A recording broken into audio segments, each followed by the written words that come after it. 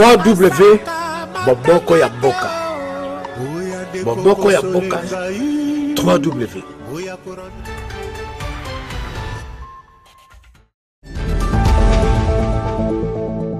Nous l'avons entendu tout à l'heure, la presse a joué un très grand rôle lors de cette campagne électorale, donc disons lors de toute la période électorale allant de, disons, je prends de la période de la campagne jusqu'au vote, l'attente, même la publication. Fodi Chiro, bonsoir et bienvenue. Merci cher Patine qui reste un des journalistes qui a été notamment au cœur de la campagne de Félix Tshisekedi. Tout à fait. Vous l'avez accompagné un peu partout dans la République. Pas un peu partout, mais partout. Donc vous étiez permanent. Oui, à ses côtés. Donc partout où il a été accueilli avec beaucoup d'enthousiasme. Oui, là où c'était froid aussi, parce qu'il faut le dire, dans la campagne, c'était parfois on vous accueille bien, parfois c'est froid aussi. Mais il faut dire qu'on ne peut pas être aimé partout. C'est comme c'est le cas de Mbandaka, où on n'a pas fait en tout cas, on a fait presque la moitié du stade, c'est normal, mais il y a des endroits... À Bouta aussi, semble-t-il. À Bouta, c'était un nombre important, à Bounia, un nombre important, à Béné aussi, même s'il y avait quelques provocations, c'est la campagne, c'est normal, des fois vous passez, on vous balance l'un de l'adversaire politique, c'est normal, c'est l'ambiance de la campagne. Mais il y a des coins comme l'espace Kassai, il n'y a rien à dire. À Lubumbashi, on a marché de 16h à 21h jusqu'à la place, c'est plus le nom, on a eu le meeting. Au Bas-Congo, n'en parlons pas, à la place Birere, au stade Birere. Donc, à Boma, n'en parlons pas, au niveau de Sekebanza, en passant par Matadi. Donc, je pense que c'était un bon travail, fatigant, c'est vrai, mais c'est exaltant quand même de le dire à côté d'un candidat, d'un ticket qui a gagné. C'est un plaisir pour moi d'avoir couvert une campagne électorale d'un candidat et qui sort gagnant. Pour moi, j'ose croire que j'ai apporté ma pierre à l'édifice, j'ai apporté ma contribution pour cette réussite, pour que ce gain soit aujourd'hui matérialisé. C'est un plaisir pour moi. Alors, que dire aujourd'hui de l'accompagnement des journalistes, de manière générale de la presse, lors de cette campagne?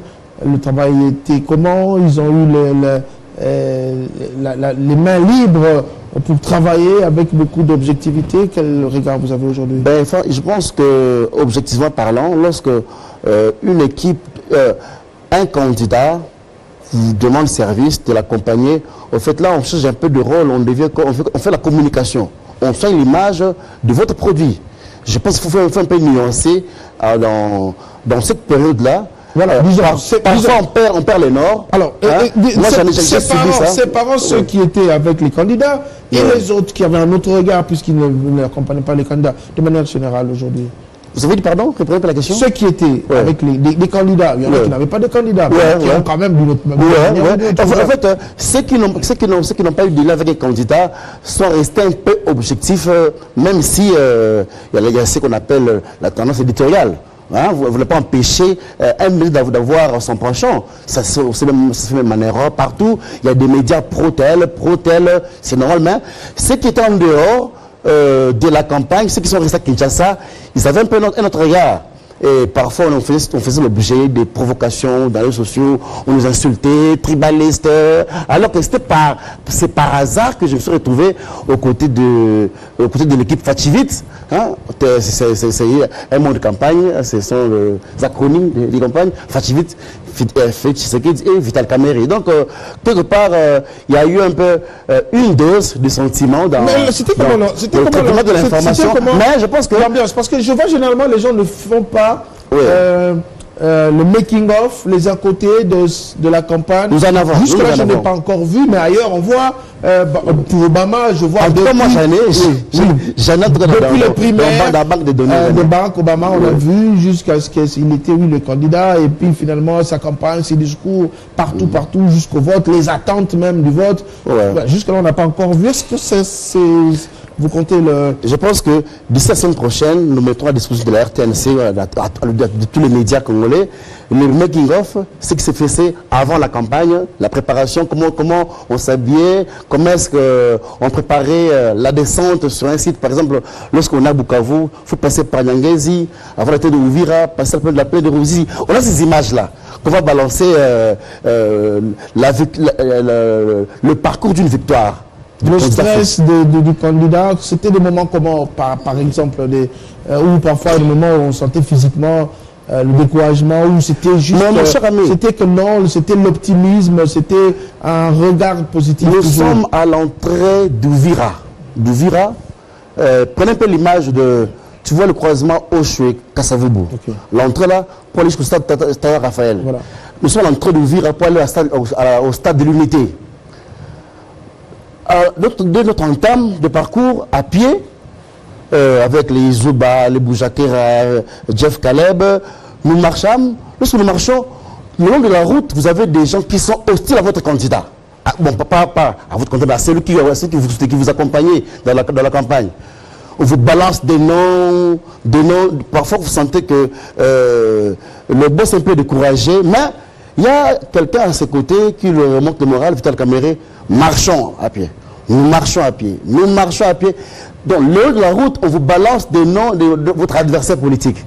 Vous comprenez un peu? Mais Dieu merci, arrivé au stade de l'Unité autour de 19h, on tient le discours et on arrive à renverser la tendance du public. Et le public applaudit, il change de numéro pour mettre numéro 20. Vous comprenez un peu? Et puis au retour, on est rentré au nord de ce Bukavu autour de 1h du matin, très fatigué, et chaque jour on est habitué à manger. Mais surtout, on mange tard. Nous mangeons toujours vers 1h, 2h, et on dort à 3h du matin. 7h, il faut se réveiller pour piquer sur un autre site. Avec un avion de 82 qui vous fait 3 heures en lieu de presque 30 minutes pour atteindre une ville. Donc c'est très stressant. Déjà quand tu vois l'avion et tu n'es pas rassuré. L'avion et la distance. Donc là où un avion normal peut faire 30 minutes, elle lui fait 3 heures du temps. 3 heures. Alors tu vois le stress là, ben, pendant au moins 26 jours, faire la même chose. Donc vous passez un jour sur une autre ville, sur un autre site, sur un autre village. Vous comprenez donc qu'on n'avait pas d'hôtel, des hôtels permanents, à part Lubumbashi ou Goma comme ça. Mais en tout cas, chaque jour c'était des mouvements à la conquête de cœur des Congolais. Pour les convaincre. Aujourd'hui, comme on a dit, c'est le candidat Félix Tshilombo Tshisekedi qui l'a remporté, première alternance en République démocratique du Congo. Nous étions, vous et moi, le 24 janvier, au niveau du Palais de la Nation. On a peut-être vécu ce que les autres n'ont pas vécu.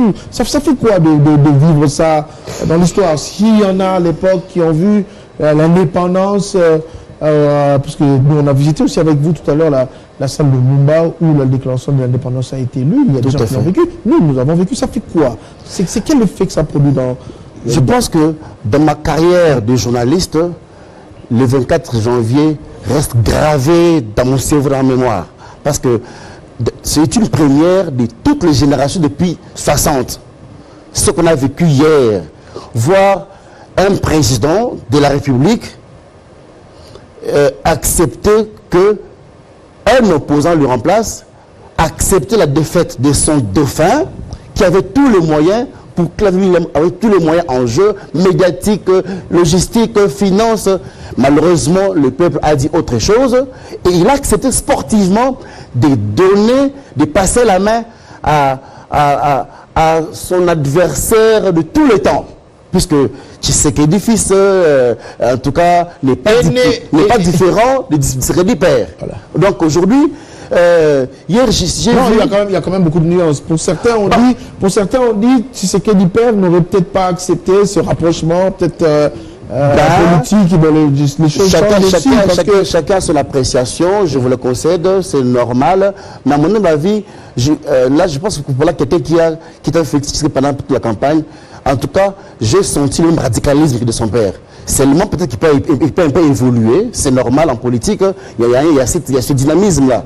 Bon, le statu quo, je pense qu'il n'est pas dans ce schéma-là. Il faut faire avancer les choses. Aujourd'hui, il dépasse le pouvoir. Vous comprenez un peu. Alors, ce que j'ai vécu hier, je disais, j'ai eu pratiquement des larmes aux yeux.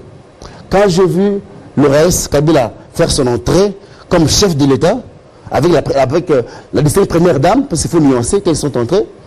Et puis, quand il remet les symboles de pouvoir à son successeur, les armoiries, la constitution, l'étendard du pouvoir, en tout cas, j'ai eu de la chair de poule hier, puisque on était avec vous, juste devant la Cour constitutionnelle. En tout cas, je pense que c'est l'histoire qu'on doit enseigner à nos enfants, à nos petits-enfants, parce que c'est une première. Et nous osons croire que la RD Congo devient un exemple pour l'Afrique tout entière. Vous comprenez? Ça s'est passé au Ghana, c'est passé à Bénin, en Afrique du Sud, la sous-région, par exemple, la sous-région, Rwanda, Burundi, Congo-Brazzaville, Angola, Gabon aussi. Prenons d'abord la région des Grands Lacs. On n'a jamais vécu l'alternance. Pas du tout. Congo-Brazza notamment, on n'a jamais pratiquement vécu ça de cette manière, comme ça s'est passé en République démocratique du Congo, comme on l'a dit avec notre Bosco Bahala, c'est que beaucoup de pronostics ont été déjoués. En tout cas, les gens ont fait des provisions. On fait des provisions à la maison. Personnellement, moi, j'ai fait des provisions à la maison. J'ai acheté des sardines et tout. Parce qu'on nous a menacé, on nous a promis tout le mal du monde. Qu'on va brûler le pays, il y aura ceci, il y aura cela. Aujourd'hui, voilà, c'est les images que nous voyons aujourd'hui, ce matin, au Palais de la Nation. Nous étions encore, vous avec vous, cher Pati, ce matin, tu vois comment Joseph Kabila est venu. Nous a promené dans tous les bureaux, tous les locaux du Palais de la Nation. On a vu son bureau, que je n'ai jamais vu depuis que je suis né, depuis que le pouvoir. J'ai pu visiter son bureau aujourd'hui. On a visité le banquet, on a tout vu, même là où nous avait la salle de Mumba, la déclaration de l'indépendance a été en 60. Voilà, alors, je n'ai jamais été là-bas. Aujourd'hui, ce vendredi, c'était la première fois de voir cette salle-là aujourd'hui. Donc, et quand j'ai vu le chef de l'État sortant, prendre son volant, dire au revoir, encore une fois, j'ai failli pleurer. Alors, je pense que si on peut garder ce rythme d'alternance, 5 ans, ça serait une très bonne chose. 5 ans élections, 5 ans élections, et que cette respiration, la démocratie puisse prendre un rythme. Et ça permettra qu'il y ait développement de la République. Celui qui viendra voudra faire mieux que l'autre, et puis le pays sera gagnant. À condition aussi d'avoir aussi un agenda diplomatique, on va terminer par là, pour le chef de l'État, agenda diplomatique notamment, même si les relations étaient quelque peu fritées récemment, bien sûr tout en gardant la souveraineté de la RDC, mais au moins avoir un agenda diplomatique pour que les choses aussi puissent avoir une certaine fluidité dans son travail. Oui, je pense que dans ce volet, il y a de quoi faire de grands efforts, mais je pense avec l'accompagnement de Vital Kamerhe comme secrétaire de campagne, je pense que c'est monsieur, en tout cas, bien introduit dans les milieux occidentaux. Aujourd'hui, c'est lui le directeur de cabinet. Il est nommé ou provisoirement ou en attendant l'ordonnance, il joue ce rôle-là. Et je pense que ce serait comme ça, à mon humble avis, d'après mes informations. Et je pense qu'il pourrait être confirmé ce soir au niveau avec une ordonnance qui est faisant foi de cela. Je pense qu'avec son accompagnement, elle aime bien introduit. Je pense que c'est un chantier à entreprendre dès l'entame de son mandat pour qu'il y ait des ouvertures au niveau continental, au niveau international, au niveau mondial. Voilà. Merci beaucoup. Freddy Chio, journaliste, c'est moi qui a été aussi au cœur de la campagne de Félix Antoine Tshilombo Tshisekedi. Il faudrait qu'on s'habitue réellement, aider aussi les gens, c'est important, à la bonne appellation Félix Antoine Tshilombo Tshisekedi ou Félix Antoine Tshisekedi Tshilombo. Tout ça, ça viendra aussi avec le temps pour que... Là, son nom, c'est Félix Antoine Tshilombo Tshisekedi. Voilà, la nuance est élevée. Je crois que c'est ce que j'ai fait dans mon papier aussi. Tout à l'heure, le papier de la remise et reprise. Merci beaucoup, Freddy. Je vous en prie, Chapati. Voilà, je rentre encore là-bas. Voilà.